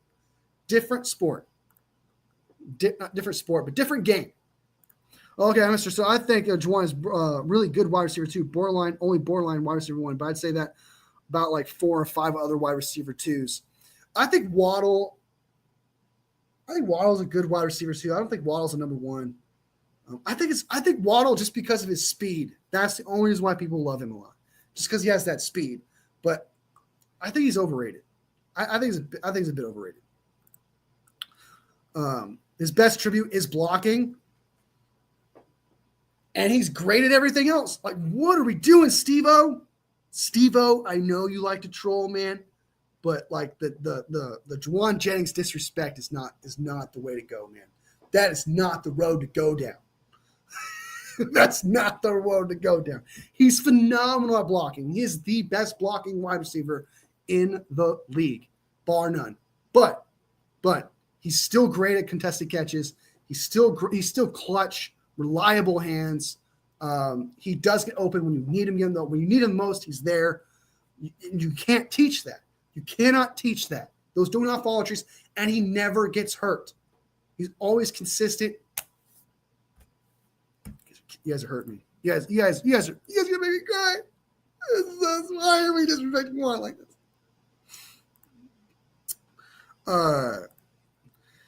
His blocking is so good. He causes DBs to lose their minds and get kicked out of games. He does do that. JJ's going to ball out this year, 110%. There's no disrespect to JJ. You just got some crazy take on him. He's nowhere near a number 1. Y'all, nowhere near a number 1. Okay. He's at least near a number 1. Now you're saying he's nowhere near it. That means you're saying he's like the 50th best wide receiver out there, 50th to 64. You're saying he's like in that range. If you want to say he's nowhere near number 1, you're saying he's like 50 to 64, which, whoa, bro. Look, like, welcome to the chat, man, but dang. That's too far. That's too far. He's our guy. He's our guy. He's a number one wide receiver, brother. He's a number one. Yeah. Some people have him as top 15. Some people has the 15th best wide receiver in the league. Some people have him in the top 20. I've seen it. I would have loved for JJ to go up against DJ Metcalf. He would have made him so angry. I don't think he's a number one either, but you think he's near one. You think he's close. To not say he's not near one. You guys are killing me. we were still dead last in separation. You know, Juwan is not good as a separator and he's slow. That's his thing. He's not a separating guy. That's always his job. But when you need him the most, he always shows up. When you need those hands, he has those hands. And he does have good separation. I wouldn't say it's great either, right? So, yeah, his thing is not speed. But if you need him to catch a ball, need that 50-50 ball, he'll do it. If you need a clutch situation, he'll make that clutch situation happen, and he'll get that separation as needed. He is a very good watcher, and he's excellent blocking, which you also pay for as well. So it's just the hate on oh my God, it's killing me. I'd rather have Kelly Williams than Juwan Jennings. Okay, now we're just plucking at things here. He has a great skill set. If he was fast, if Juwan Jennings was fast, he would be a.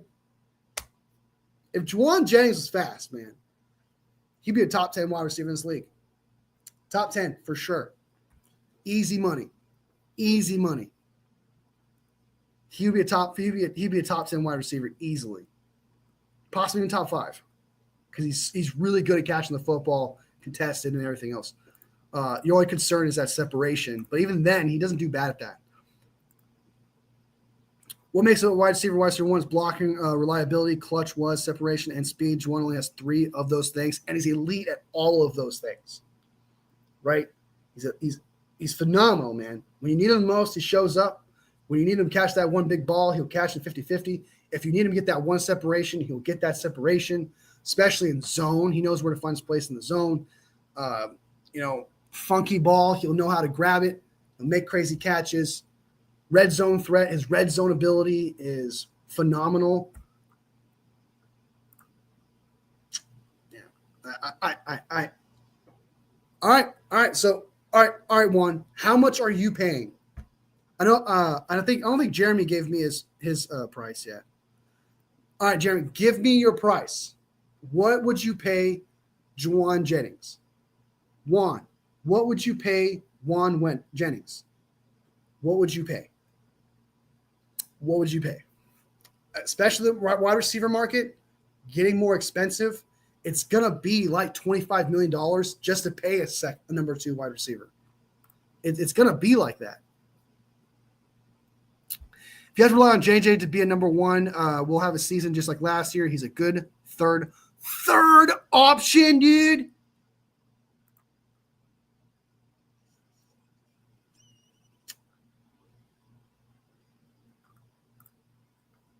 $12.5 million tops, dude. My eyes. Oh, my eyes. Oh, my God. Oh, my eyes. Oh, well, you know what? I would love for that to happen. I would, if it's $12.5 million and that's what it is, dude, we better sign him. Fully guaranteed. Fully guaranteed contract. All right, $25 million. Okay, we're on board, Juan. You and I. Okay, well, I'll set that. Like I said, between 25 and 30, I'll give him that $25 million contract because he's a wider 2. He's at his worst when it comes to critiquing him. The highest praise I feel like you could put him at, from what I've seen, is a top 20 wide receiver, a number 1, top 20, between 20 and 15. His back end, like if you really want to get critical about it, borderline number 1, right? Right now, like Strawberry says, players are getting paid like $20 million just to be a number 2. Juwan Jennings deserves to be that much money. So I'm easily giving him somewhere between $25 and $30 million next year. And you're not committing to him for 5 years. you'll be connected to him to like a 2 or 3 year deal because he's got to be 29, and you don't want him on that 32 being 32 years old or 33 or whatever. So he's probably gonna get $25 million for 2 years, 3 years tops. I don't see him getting a 5-year deal. But that blew my mind, Jeremy. Hey, there's one thing, Jeremy. There's one thing about this live, man. Everyone here is entitled to their opinion, man. I always try to respect it. All my reactions are with love. I appreciate your opinions, man. There is no I'm not saying you don't know ball for saying something like that. It's all good in the hood. Just want to clarify. But my reaction to it's like, wow, my eyes, man. Fat Joe cannot be skinny. 3rd and 1 is your nickname. You can't be what?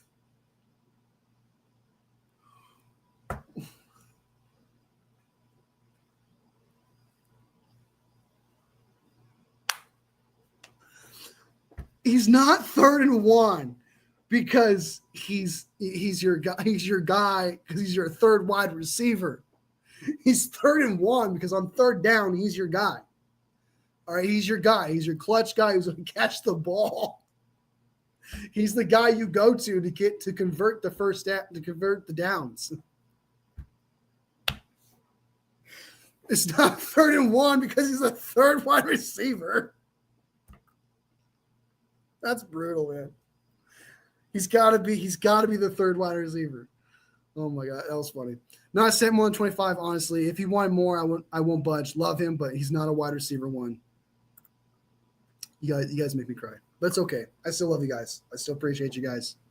I will say I'm blown away. I honestly thought, I'm shocked. I'm genuinely shocked by from everyone's reaction, what he's worth right now.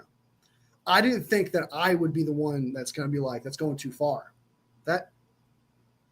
I'm genuinely shocked. 27 mil. Okay, I can see that. It's between 27 and 25 and 30. So, but I mean, you and me, Juan, are pretty much on the same. You and me are pretty much on the same spectrum, right? Of what he should get paid. We're on the same spectrum. It seems pretty much borderline the same. Me and Salvador on the same spot. I see you. Steve-O, do you know ball? My eyes, man, my eyes. He was 1st and 1 and 2nd and 1 and a hell of the times even 4th and 1 last year. He's such a reliable guy. Such a reliable dude. JJ will get big money from another team if the Niners don't pay him. JJ is a star. Superstar. Carrot in the house. Good to see it. JJ someone absolutely pay JJ. I will say this. There is going to be a team out there that's going to pay him $25 million a year. Because even if you think Juwan Jennings is overvalued or if you think he's not worth that, I promise you another team that desperately needs a wide receiver, that desperately needs another guy, someone who's a proven vet or whatever, I promise you. That's why I was like, I bet you guys. I bet you he'll get paid somewhere between $25 and $30 million next year, especially considering how much wide receivers are getting paid right now, especially number 2s. I could see someone paying Juwan Jennings that money for 2 years, somewhere between $25 and $30 million for a bad team that desperately needs a wide receiver. I think they would easily do that. Because that's what happens. That's why sometimes teams overpay for wide receivers and the market gets higher. It's because the team desperately needs a wide receiver. And I think something like that could happen with Juwan Jennings, where someone desperately needs a wide receiver.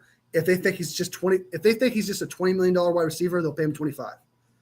They'll easily do that. If they think he's a $50 million wide receiver, they'll pay him 20. They will overpay for the guy because they desperately need that wide receiver. I just hope it's not. My biggest fear is him going to a rival, like Cardinals, Seahawks, Rams, God forbid, something of that nature. Cowboys. Oh, that would kill me. That would kill me. And I could see him going there too. Let's just hope Pearsall looks good, like his Lions form this year, because we'll need when Juan leaves. Yeah, I mean, Pearsall, I really do hope I have high hopes for Pearsall. And I'm not trying to sound like I'm not trying to sound like a homer or anything like that, but like there's just something special about Pearsall. There's something about him that, and I'm trying not to become a homer or sound biased or just like hung up on what he did at the end of the year, but his ability to separate, you could see it, his ability to catch the ball, especially on the sideline, it's there. It's just that Brock Purdy and Pearsall just weren't really connecting, right? But if they can figure out that connection, I really do think that Pearsall can be a very good wide receiver. I think he could be a really good wide receiver. I mean, damn good.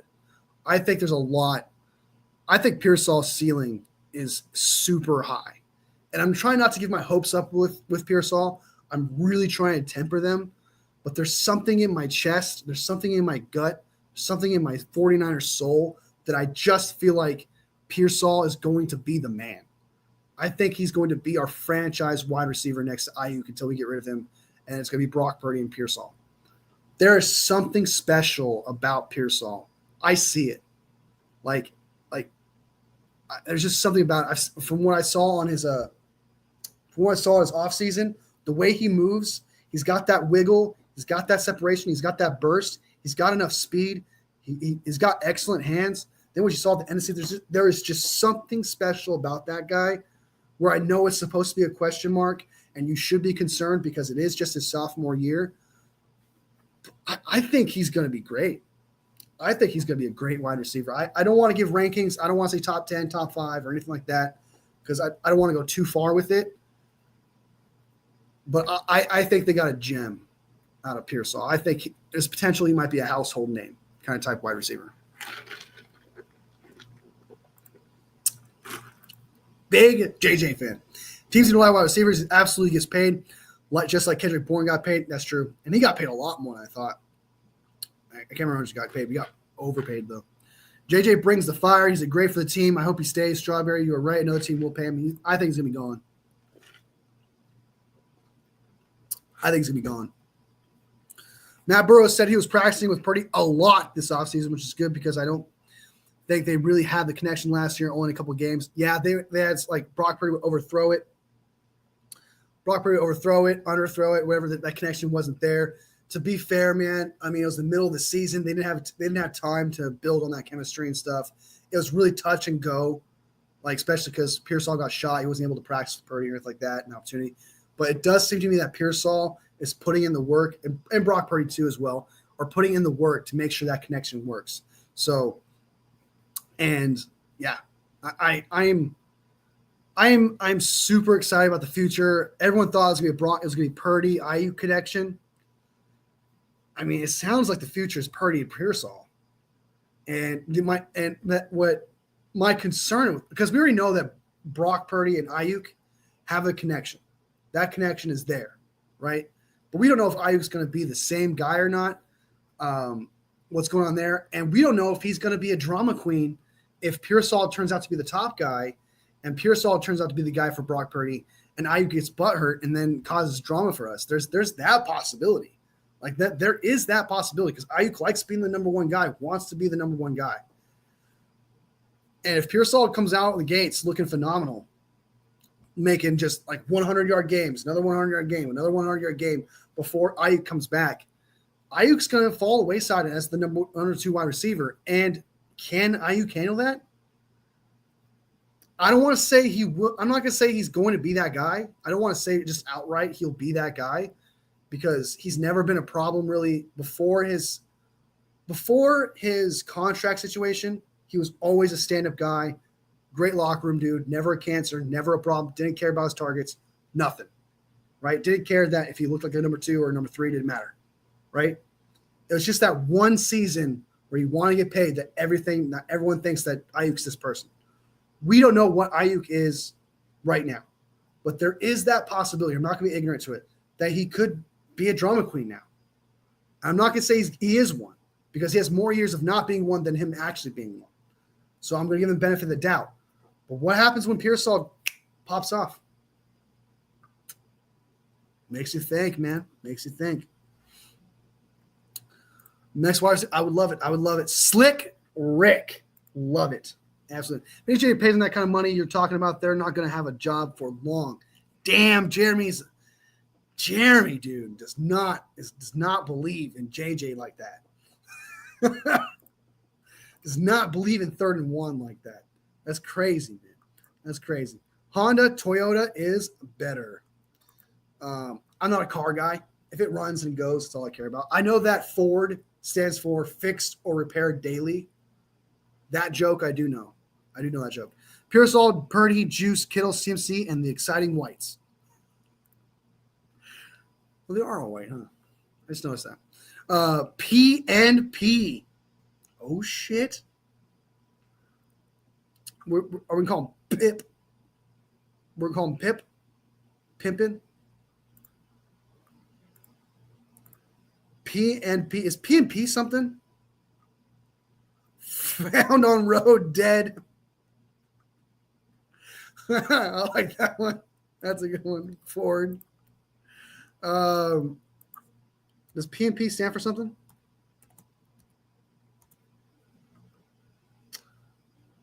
Policies and procedures.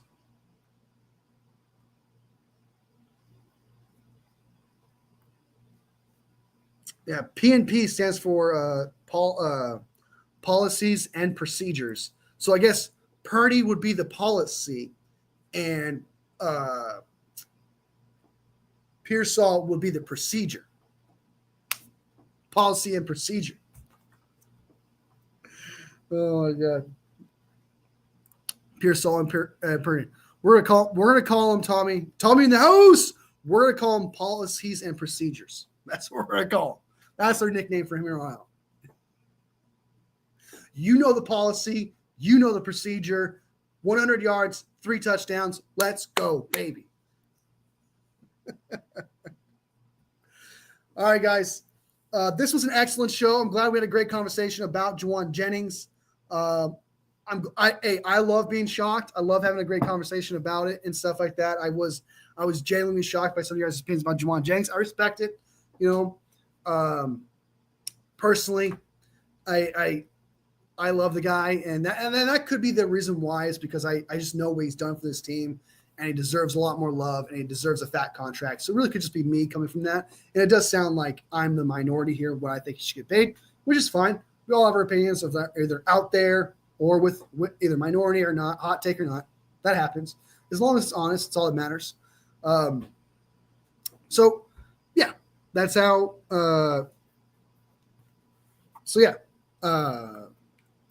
Joey Bosa got hurt and won't be available until mid-training camp. We dodged a bullet. I did see that. I absolutely saw that. So that we'll see. We'll see. He's going to be back for training camp, and if he hurts himself again, then I would say we probably dodged a bullet. But we'll see. We'll see. I don't know if Tommy, you were here. I don't think you were here for that conversation, but there's like a whole thing about how I think he should get paid $25 to $30 million next year. If someone else were to sign him, some people don't think he deserves that kind of cash. So it was like a whole debate thing. It was a great conversation. I thought it was a really great conversation. Got a good feel of how people feel about him. So I was a little shocked by that. So, all right, let's go ahead and bounce. I'm going to get out of here. Appreciate you guys being here. We talked about Fred's contract situation. We talked about Thomas Morstead signing with the 49ers, getting rid of Mitch Wisnowski. Appreciate him for his service, man. I thought he was a good punter. I thought he was good enough. I didn't think he was a problem, but sad to see about his back injury, man. I wish him nothing but the best, and thank you for his service. I really do. Really, really, really do. Chaz Surratt signs the 49ers as special teams linebacker. I am a big fan of that signing because apparently he's really good at that, and that was one of our biggest weaknesses. So we got Morstead. He's not the greatest punter, but he is a good punter. So take that for what it's worth. Sad to see Mitch Wisnowski go. The 49ers contract this year's cap space is $52 million this year, which is phenomenal. Next year's $23 million. So the 49ers are in really good shape, and they signed everybody. So fuck the haters who said that the 49ers can't sign everybody. We just did. So suck it. All right. And yeah, I'll be live tomorrow with Terra Dome between 9 a.m. and noon. So I don't really know how long those lives go. Usually we talk for a long freaking time. It just does. We usually it's supposed to be about an hour, but sometimes it goes on for like 3 hours, 4 hours even. We just have a great conversation. So I'd love for you guys to stop by tomorrow morning if you can, between 9 a.m. and 12 p.m. Pacific time. I'd love to see you guys there. I think that would be awesome, and we continue the conversation. I might go live for the presser, Kyle Shanahan's presser. I might just go live for that, and then when that's over, have a little bit of a conversation, then bounce. We'll see how that goes, but don't hold me to it. Probably will. So that is everything, guys. OTAs tomorrow. Content creators are going to be out. They're going to put out some news about all the great things they saw, what's good, what's bad, who to look for, who not to look for, things of that nature. It'll be a great conversation to have. More lives to come for the next 2 weeks. The next 2 weeks, we'll have some good content be coming out of there. Looking forward to it. And then after that, it's dead. It's going to be dead for like 6 freaking fracking weeks, y'all. So enjoy these next week and 2 weeks or so. And yeah, thank you, Papa J, for being here. I appreciate you. Best mod of Broken Ass for Tommy Huxley. Thank you so much for being here, showing up just in time. Salvador, bang, bang, down a gang, baby. Appreciate you. Jerry Burnett, great show. Love the debate. I love it too, man. You stop by anytime, man. You're welcome to speak your mind here for sure. Karen Hardy, thank you so much for being here, showing up. Val, as always, the OG. Always showing up, hitting that like button. Strawberry Reacts, thank you so much for being here as well. Appreciate your commentary. Appreciate the love. Same thing with you, Juan. We didn't agree on a lot of things today, just the one thing, but hey, still had a great conversation. That's what it's all about. So I appreciate you showing up. Jake as well, thank you for being here. Good luck with your Bengals team. Who else was here? Steve-O, even though you said some wild shit about you on. All love, though, man. Thank you for being here. Spitting Hot Fire, man. I appreciate you. Nikita, Michael, and Jeff, thank you so much for showing up as well. I hope you hit that like button and everything, man. You guys are awesome. And if I missed anybody, let me know on the next live. I'll give you a shout out. Be sure to give you a shout out, of course. I know I haven't gone live in the past week, but I want you guys to know there's just not much going on. And I don't want to go live for the sake of just going live. I want to make sure that there was things to talk about, things to break down. And and I think we did that today. We'll do it again tomorrow. And there'll be more lives to come, especially with these OTAs and stuff. So thank you guys so much for making these lives this great experience. Thank you so much for, just making this just like the place to be when, I don't have to think about anything else or anything like that. This is a great escape, and it's because of you guys. You guys make this what it is. So thank you guys so much for making this experience, this dream of mine of being a content creator, 49ers content creator, NFL content creator, just an excellent, amazing experience. I love you guys for it. Thank you guys so much for being part of the Wolf Pack. You guys are the best howlers Broken Ass for. And to everybody else who watches this later, be sure to hit that like button and sub button if you haven't already. Be part of the team. Be part of the conversation. Because at the end of the day, that's what it's all about. Just one big conversation. And be sure to hit that like button because every single like. And I see you, Thomas F. Appreciate you being here as well. Let's go. Appreciate seeing you there. Every single like makes my 49ers heart grow from here to here. All love, fam. I'll see you tomorrow morning at 9 a.m. Pacific time. All love. Bang, bang, not a gang, baby.